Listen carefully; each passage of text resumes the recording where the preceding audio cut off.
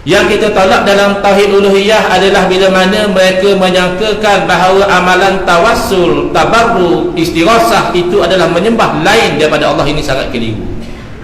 Ya. Bab tawassul ini ada tempat-tempat tak keliru sebenarnya. Cuma ada tempat tertentu saja keliru. Tawassul apa dia? Tawassul kita mengambil sesuatu sebagai wasilah, jalan untuk menyampaikan kepada sesuatu yang lain. Dalam konteks ni jalan untuk sampai kepada ridha Allah dan jalan untuk mendapat perkenan doa daripada Allah Ta'ala. Ini diperintahkan oleh Allah Ta'ala sendiri dalam Al-Quran, ya ayyuhalladzina amanu taqullaha wabtaghu ilaihil wasilah.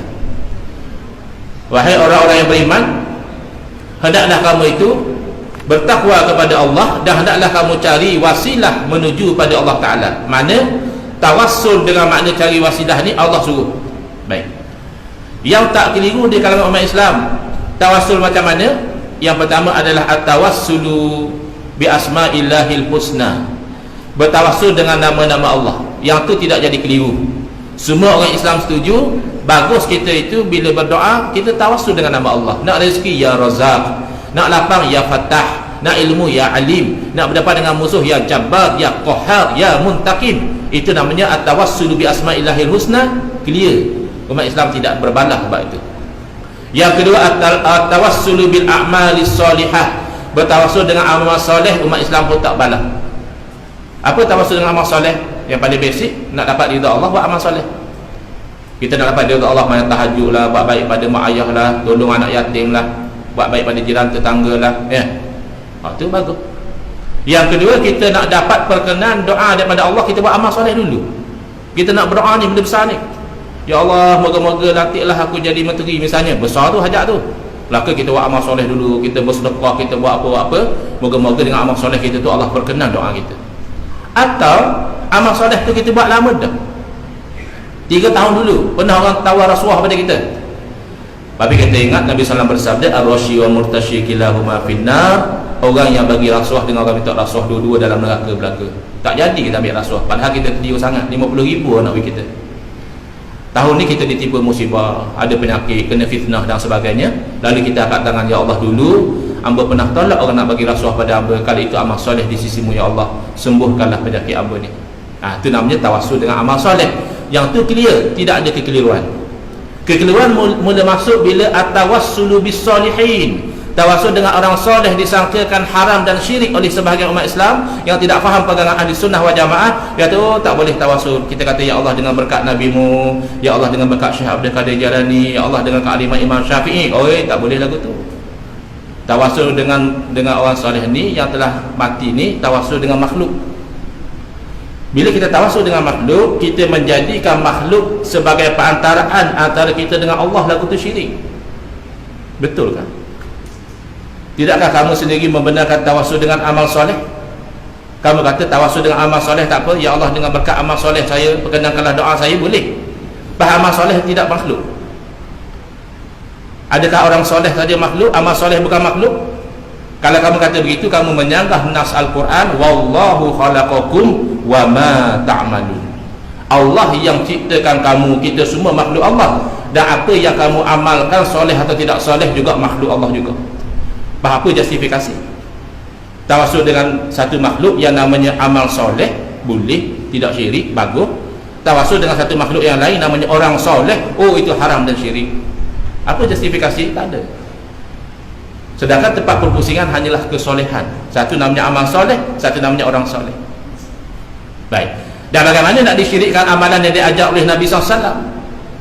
Tidakkah Nabi SAW yang mengajar kepada orang buta yang nak jelek supaya berdoa, Allahumma inni as'aluka, ya Allah aku memohon kepadamu, doa biasa, wa tawajjahu ilaika binabiyyika Muhammadin nabiyyi rahmah, aku bertawajuh menghadap kepadamu dengan nabimu Muhammad nabi rahmat. Itu kan tawassul. Bahkan Nabi SAW mengajar boleh menyeru kepada makhluk atas jalan asbab, ya Muhammad inni atawajjahu bika ila rabbi fi hajati lituqda, wahai Muhammad aku bertawajuh denganmu kepada Tuhanku pada hajatku, moga diperkenankan. Tak lama jelek orang buta boleh melihat. Kalaulah tawassul dengan orang soleh syirik, mustahil diajar oleh Nabi SAW. Lalu ada sebagian umat Islam dia masih keliru lagi. Dia kata itu tak apa, itu sebab Nabi SAW masih hidup lagi. Kalau tawassul dengan orang mati yang tak boleh. Habis nak tawasul macam mana sekarang ni? Nabi SAW dah wafat, wali-wali ramai yang dah meninggal dunia. Boleh macam ni lah, kita cari orang soleh yang ada di zaman kita ni. Saya kata di Pasir Tumbuh ni kita kenal Tok Guru soleh benar dia ni. Kita pergi Tok Guru hamba dah hajat besar ni, tolong Tok Guru doakan hamba. Tu macam tu tak apa, sebab dia hidup lagi. Tok Guru hamba nak berdoa, Tok Guru tolong aminkan doa hamba. Macam tu tak apa. Tapi kalau Tok Guru tu mati, katalah kita nak pergi minta tawasul dengan dia, siapa-siapa Tok Guru baru mati mari, tak boleh lah pasal dia mati dah. Soalan kita, aina dalil? Awak kata haram syirik ni hukum, bahkan besarlah syirik. Mana dalil? Mana dalil yang mengatakan tawassul hanya boleh dengan orang hidup, tapi haram dan syirik dengan orang mati? La dalil alaihi, tak ada dalil langsung. Ketika Nabi SAW ajar tawassul kepada orang buta tadi, adakah Nabi SAW berkata ini doa tawassul kalau saya masih hidup boleh diamalkan, besok nanti kalau saya telah meninggal dunia maka menjadi syirik kalau diamalkan? Ada tak Nabi sebut gitu? Adakah Nabi menyembunyikan hukum? Itu namanya as-sukutu fi mahallil bayan, diam pada tempat sepatut Nabi terang. Makna tak ada hukum macam tu, yang ada hanya salah sangka. Salah sangka terhadap kejadian Sayyidina Umar radhiyallahu anhu ketika istisqa minta hujan.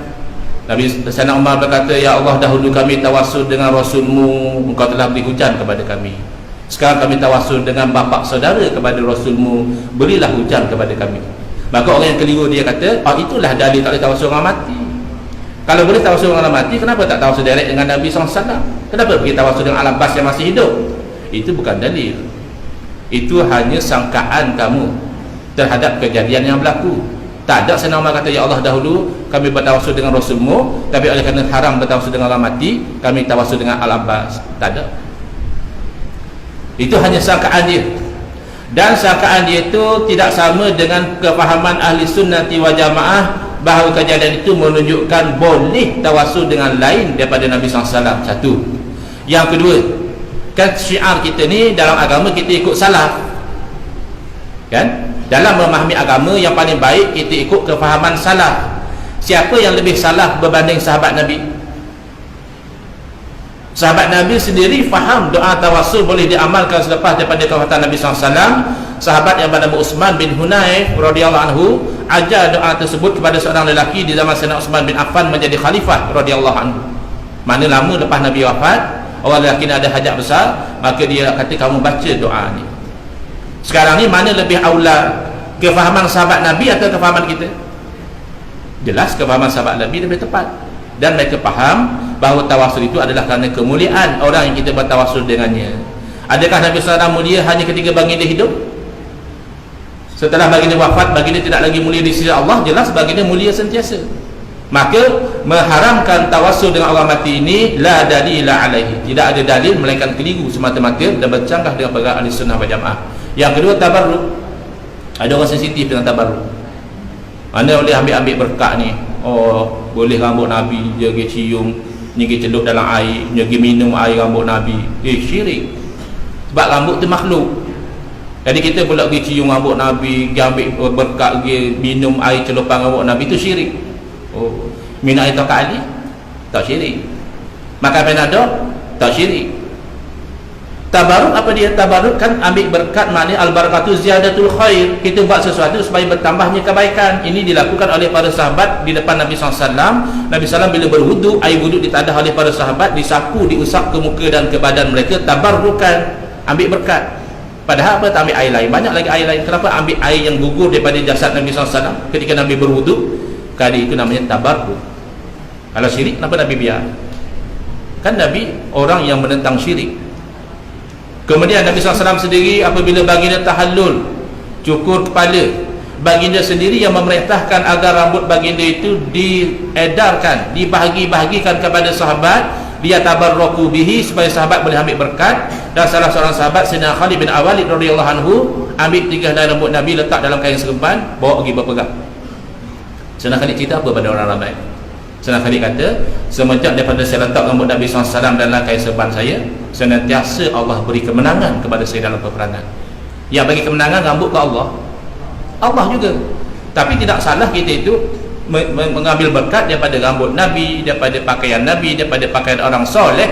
Bahkan di dalam Al-Quran diceritakan bagaimana seorang Rasul mengambil berkat kebaikan daripada pakaian seorang Rasul yang lain. Nabi Yaqub alaihissalam apabila diuji dengan masalah mata, maka diambil berkat daripada baju Nabi Yusuf alaihissalam, seorang rasul dan anak kandung beliau sendiri, diusap ke muka Nabi Yaqub alaihissalam dengan izin Allah, sembuh daripada masalah mata. Habis syirik kan? Kenapa tak minta terus dengan Allah? Ya, yang minta dengan Allah itu namanya hakikat. Yang usap baju itu namanya asbab. Ambil Panadol pun syirik. Kalau kita ikut Panadol yang menyembuhkan. Minum air rebusan Tok Ali pun syirik. Kalau kita anggap air Tok Ali yang bagi kita tenaga, maka dia keliru, tak boleh beza antara hakikat dan juga asbab. Ini punca lari daripada Ahlussunnah wal Jamaah. Akhirnya benda-benda yang baik, ambil berkat dan sebagainya, dilabelkan sebagai syirik. Yang lebih serius adalah istighasah.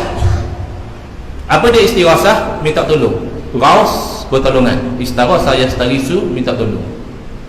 Baik, minta tolong ni di kalangan umat Islam ada yang sepakat, jelas, tidak ada khilaf, iaitu minta tolong dengan Allah Ta'ala. Tu hakikat sebenar. Walaupun zahir kita minta tolong dengan menteri, walaupun zahir kita tak tolong dengan rakyat, hakikat yang tolong kita adalah Allah. Tengok yang berlaku perubahan kerajaan baru ni pun jelas kan? Siapa sangka?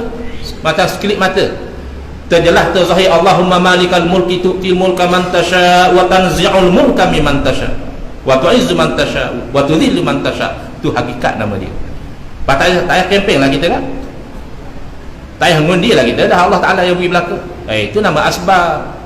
Kita kempen, kita pasang bendera, kita pergi ngundi, itu namanya asbab. Jadi dia tak faham di situ. Kalau hakikat minta tolong Allah, tak ada balas langsung. Iza sta'anta, kata Nabi SAW, fasta'in billah. Bila minta tolong dengan Allah. Kemudian minta tolong dengan makhluk, boleh ke tidak? Di situ masih sepakat lagi. Minta tolong dengan makhluk, yakni minta tolong dengan lain pada Allah, ada hak boleh, tak ada masalah. Ada yang haram, bahkan syirik. Sekarang ni soalan dia, mana yang boleh, mana yang tak boleh? Di situ berlaku kekeliruan, berlaku pertikaian antara Ahlussunnah wal Jamaah dan golongan yang keliru tentang Ahlussunnah wal Jamaah. Ahlussunnah wal Jamaah macam mana dalam bab minta tolong dengan makhluk? Ahlussunnah wal Jamaah bab minta tolong dengan makhluk ini, baik kita minta tolong dengan makhluk yang masih hidup di alam dunia, atau kita minta tolong dengan makhluk yang telah meninggal dunia berpindah ke alam arwah, dua-duanya adalah haram dan syirik kalau dengan iktikad bahawa makhluk itulah yang memberi, bukannya Allah Ta'ala. Walaupun dia masih hidup, kalau kita ingat dia lah yang beri, tak boleh. Tetapi tidak haram dan syirik kalau dengan iktikad bahawa dia hanya asbab yang tak boleh buat apa-apa, yang bagi secara hakikat adalah Allah. Tu okey. Di sisi sebahagian umat Islam yang keliru tentang pegangan Ahlussunnah wal Jamaah, dia kata macam mana? Dia kata minta tolong dengan makhluk yang masih hidup atas dunia, itu okey. Itu tak apa, tak syirik. Tapi kalau kamu minta tolong dengan makhluk yang telah meninggal dunia, telah berpindah ke alam barzakh, itu haram dan syirik. Mudah ceritanya, tak tolong orang mati lah. Baik, ini keliru. Ini popular ya. Pegangan macam ni popular dalam masyarakat, tapi keliru. Kerana kayu ukur dia bukan hidup dan mati. Dalam Islam, mati bukan makna habis. Mati makna berpindah alam. Kalau kata minta tolong orang hidup, okey, tak ada masalah, tidak syirik. Cuba perhatikan kes pengikut Ayah Pen. Kita lain, ni pengikut Ayah Pen. Ketika Ayah Pen masih hidup lagi, Ayah Pen hidup ke mati dah? Tak tahu. Mati dah. Katalah ketika dia hidup dahulu, pengikut dia pergi minta tolong Ayah Pen. Syirik ke tak?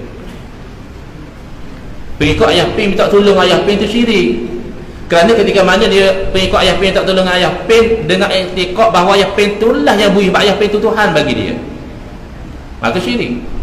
Tapi kalau kita, misalnya kita ni sekampung dengan Ayah Pen, orang macam kita kalau minta tolong Ayah Pen tak syirik. Kita duduk sekampung Ayah Pen, kita jumpa Ayah Pen, demo telah akad beg kawan, minta tolong Ayah Pen suruh akad beg. Syirik tau. Tak syirik, sebab bagi kita minta tolong atas dasar mutu makhluk yang tak boleh buat apa-apa.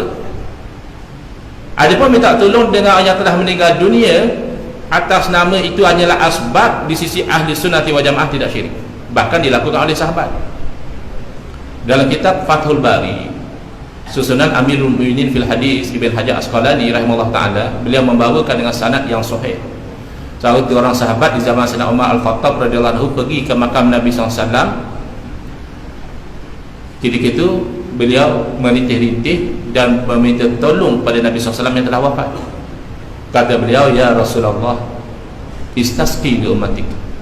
Wahai Rasulullah, tolonglah minta hujan buat umatmu. Nabi dah wafat. Tak lama dia tertidur di sisi makam, didatangi oleh Nabi SAW dalam mimpi. Dan sebahagian daripada orang dia sangat sensitif dengan mimpi. Oh, dia kata apa mimpi, sikit-sikit mimpi. Kalau kita banyak tidur lah. Apa buat agama kita ni mimpi? Bukan segalanya mimpi. Sumber hukum bukan mimpi. Sumber hukum hak 12 dalam ilmu usul fiqh tu lah. Quran, sunnah, ijma', qiyas, istihab, istisal, sadu, zara'i, masalah mursalah dan sebagainya. Al-ahlam ada ke? Mimpi sebagai sumber hukum tak ada. Mimpi ni hanya mubasyirat, berita gembira, kata Nabi SAW. Sahabat tanya, mubasyirat tu ke dia? Nabi jawab, ar-ru'yas salihah, mimpi-mimpi yang molek tu mubasyirat. Jadi dia bermimpi, Nabi SAW sampaikan salam pada Sayyidina Umar dan bagi sedikit pesanan. Bila dia bangun tidur, jumpa Sayyidina Umar, cerita apa yang berlaku. Kalaulah betul syirik minta tolong orang mati, takkan Sayyidina Umar tinggal diam. Sayyidina Umar ni orang yang keras, tegas bertahankan Islam. Sayyidina Umar tengok benda syirik, Sayyidina Umar diam macam tu, jawab salam, nangis macam tu je. Tak betul. Jadi di sisi kita, orang mati ni dia hanya berpindah alam. Kalau dari segi hakikat, hak hidup tak ada apa juga. Hak hidup ni tak ada apa satu. Mana dalil? Dalil ayat Quran. Allah berfirman pada Nabi SAW, Kul la amliku li nafsi naf'an wala darra. Katakanlah wahai Muhammad sallallahu alaihi wasallam, aku tak milik untuk diri aku sendiri sebarang manfaat ataupun mudarat. Bila tu Allah perintah Nabi suruh beritahu macam tu? Masa Nabi masih hidup. Maknanya ketika Nabi hidup lagi, kalau suluh dengan suluhan hakikat, Nabi pun tidak boleh buat apa-apa. Manfaat mudarat semua daripada Allah belaka.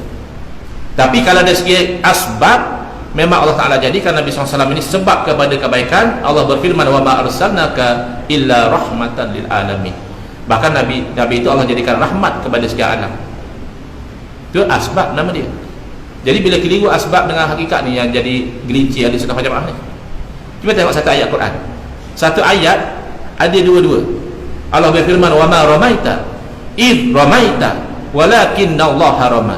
Bukan kamu yang melontar. Allah kata bukan kita buat. Id ramaita, ketika mana kamu melontar.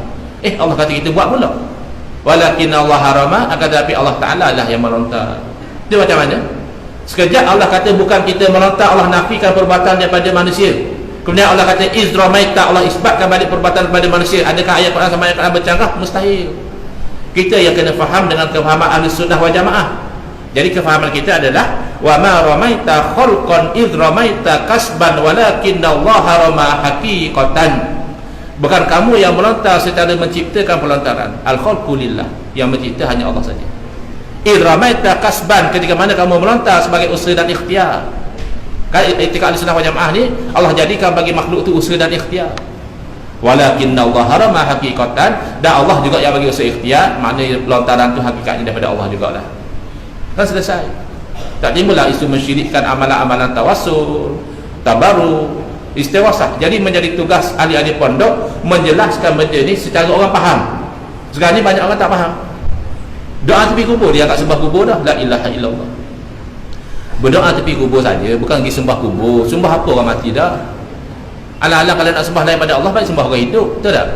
Sembah apa orang mati? Mati tu dalil dia bukan Tuhan. Takkan Tuhan mati. Tapi su'uzon telah berlaku dalam fikiran sebagai umat Islam, sehingga amalan-amalan yang soleh yang baik dianggap amalan yang syirik.